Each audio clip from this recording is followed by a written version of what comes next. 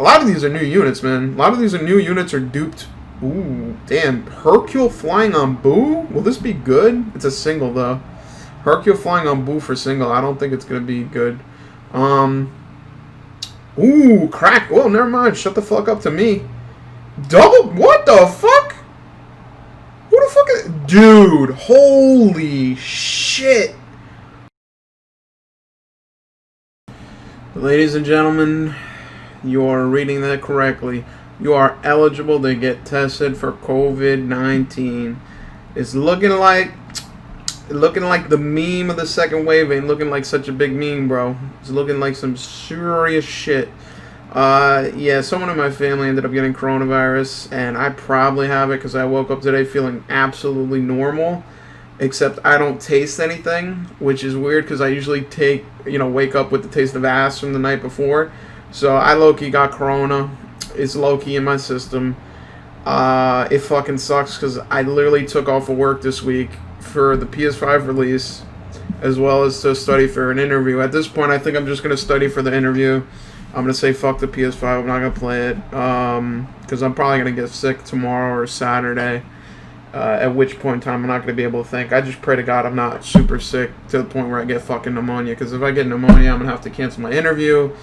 I'm going to have to fucking take time off of work. I'm not going to, probably if I cancel the interview, I'm not going to get the position. If I don't get the position, I'm probably going to be sad. If I'm sad and I have pneumonia, then the only thing that'll keep me alive is if Hertz gets relisted to the stock market, because they actually got delisted. That's how ass they are. But here we are in Dokkan. As you can see, there's one free summon after you do 3. I don't know if I'm going to do a full rotation. I might. I ain't going to lie. I got a lot of stones, and honestly, the only banner I'm even thinking about is Super Saiyan 4 Gogeta. I really don't give a fuck about any of these other cards. So, with that being said, let's go ahead and summon away. And plus, let's be honest, I'm saving Dragon Stones, but if I drop dead this weekend from Corona, then really, what's the point? Uh-oh. Give it to me, baby. Alright, oh shit, Vegito. Handsome devil. Cut, sexy. Earrings, beautiful. Face, chiseled. He's got that fucking Chad jawline of the gods. But, yeah, this has been a very busy week. And you know what's funny is that yesterday I had such a good day of studying because I was... Oh, shit, we got the new Gotenks. Oh, fuck, alright. See, that ain't a good thing. Usually God gives you good things right before you die. So, like, that means I'm sick right now. And, like, God is saying, like, listen, you low-key gonna die of Corona this weekend, so I'm gonna give you a 4 SSR multi. How about that? Oh, man. Oh, oh God. Please, Jesus, don't let me die. Yeah, yesterday I had such a good day of studying because I was going through a bunch of different random interview questions, and one of the questions was for Dijkstra, and Dijkstra is a shortest path algorithm, and I know it, and I've used it, and I've been pretty decent with it, but I always feel like it's one of those algorithms that I just can't remember quite well. But yesterday I did a really good job, I think, personally, where I solved 2 or 3 problems using Dijkstra, and I'm more comfortable with it now, and it's definitely something that if it were to come up in an interview, I don't know if it will, but if it does, hopefully it'll be okay. That's one of the craziest things about these interviews in general, is that they don't tell you what's going to be on the interview. They're just like, yeah, you know, study algorithms and show up, and then you show up and they're like, oh, can you find the critical connection in a circuit, for example, which is probably one of the hardest fucking problems you can deal with, because the only way I know how to do that is with Tarjan's algorithm, and even then, like, that's the most annoying thing about this shit. I can't remember all these algorithms, bro. Like, there's only so much fucking space in your head, and if you don't use this every day and you use it heavily, you know what I mean? Like, I'm not going to remember this shit. Like, it's fucking hard to remember. It's like you have to actually learn it. You actually have to implement it and learn it, which is so time-consuming. But yeah, you just never really get the chance of knowing like what is going to come and what exactly is it that's going to show up. But I did some problems yesterday. I did a couple, actually.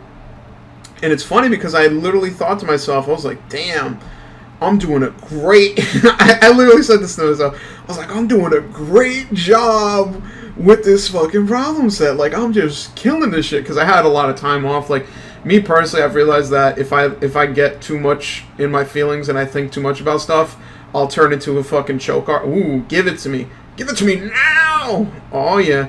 I'll get too caught up in emotion and I'll get too anxious and I will not be able to think. There's been times where I've been in interviews, whether it be online assessments or just doing it online and talking to people, where I like can't think, and it's not because I don't know the problem, but it's because I'm just getting too nervous and I'm just being, a full retard. So, at the end of the day, it is what it is. I'm going to try to do my best. And I've rationalized it to myself. Like, I really don't think I'm going to be able to ace this interview with Amazon just because of the fact that, like, it's harder. First of all, Amazon interviews are already hard. Like, they're notoriously fucking hard. Like, they're hard interviews, right? But now because of the economy the way it is, a lot of people are out of work. There's motherfuckers with PhDs trying to get into the fucking job market. And, ooh, fusion, very nice. And it's basically one of those things where, like, there's people with PhDs applying for, like, positions where you need 5 years experience. Like, they're going to go with the guy with the PhD. Like, there's people who are overqualified who need a job who are looking. So it's very fat. Ooh, that is sexy. The job market is very... Ooh. Oh, my... I think I'm dying this weekend, bro. Oh... I gotta go to church and do 3 Hail Marys. I gotta go to the fucking synagogue and do whatever they do. I gotta go to the masjid. I gotta pray there. It's just, this is too much, bro. Yeah, so it's because there's so many people that are applying to the job market, they're purposely making the exam harder. Because, dude, the online assessment... Bro, I purposely, for this Amazon online assessment, I purposely overstudied because I was like, I just want to be over-prepared. Bro, I ended up being just enough prepared. Bro, they gave fat-ass fucking problems that you really should not be seeing on online assessments. Like, I was surprised I was able to finish it. Like one of the problems, the only reason I was able to do it in a timely manner is that I remember seeing a somewhat similar problem where you basically, like, say you're basically given, like, almost like a times table or almost like a timeline of, like, different containers, and each container has items, and in between these containers are, like, doors, and you basically have to count how many items are in between the doors. Now, if I didn't see this problem before, I probably would have went with the ON square approach, where you basically count from container I to J, and you just repeatedly do that, and you would know, but it would be slow, and it probably would have failed some time constraints. But there's something in Java called a tree map, and tree maps have a floor function and a ceiling function. And the reason why that's useful is that you could basically continually, as you go through this timeline, I think it was a timeline, a number line, and as you see items that are not, closed door, you bump the count. And once you see a closed door, you basically end up putting the index and then the count up to that point. So what you end up doing is, like, say I have points A, B, C. I want to know what the points are between A and C. I take the points, I go to the tree map, and I say for the beginning, from the beginning item, I say, okay, from the beginning, give me the ceiling function of A. If it's A, good. If it's not, then go to the right. Basically, give leeway to go to the right. And then you subtract it from the map entry of C, and for C, because you don't want to go too far ahead because you're basically going over your bound, you do the floor function. So for the end, you go backward to the floor, basically the last place. If you're not able to get the index, you go to the last place you were able to get to the index, and you basically say, like, oh, okay, so this is how much it is between these 2 points. Which, honestly, what I just said, like, if you know about data structures, it sounds really simple and very easy. But, dude, some of these fucking approaches, like, they don't come to you easily. Like, you don't think of these things. Like, these are not very common job applications. And the thing is with jobs, that I hate this so much about the way that online assessments are made. The in-person interviews are a little bit better. They're not terrible. But I hate the way online assessments are, because the way that you do software development, they tell you over and over again. And it is the right way to do it. Ooh. Oh, my God. Oh.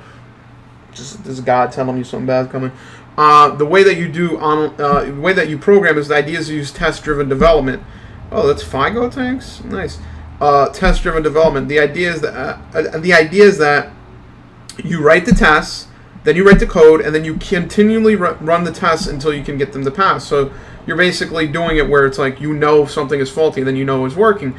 And like test-driven development's amazing because it's very hard to fuck up, and it's very hard to like make dumb mistakes. Whereas online assessment, it's like, oh, here's 45 minutes, fucking program this fucking bung ass problem, and it's like, bro, no time to do any testing. No, you're not supposed to test. You're just magically supposed to know. Like, yeah, you're given test cases and you run it, but that's not test-driven development. Test-driven development, the whole point is that you write the test, you run it, and then you just see like what passes. And dude, the one thing I hate so much, especially about HackerRank, they don't tell you what test cases are being run. So like you run a test case, it fails. You look, yeah, sorry, we can't show you this test input. It's like, bro, like why are you cheating? Like that's not how you program. When you program and you see like you get a null pointer exception, you look at the data and you see a null bit, you're like, oh, I need to check for a null bit. What they want you to do is to see that it fails and magically in your head go through the edge cases. It's like, bro, that's not how you fucking program. Like, why are you putting these fucking restrictions and bullshit on things that make no sense? And now that the job market is so fat and so obese,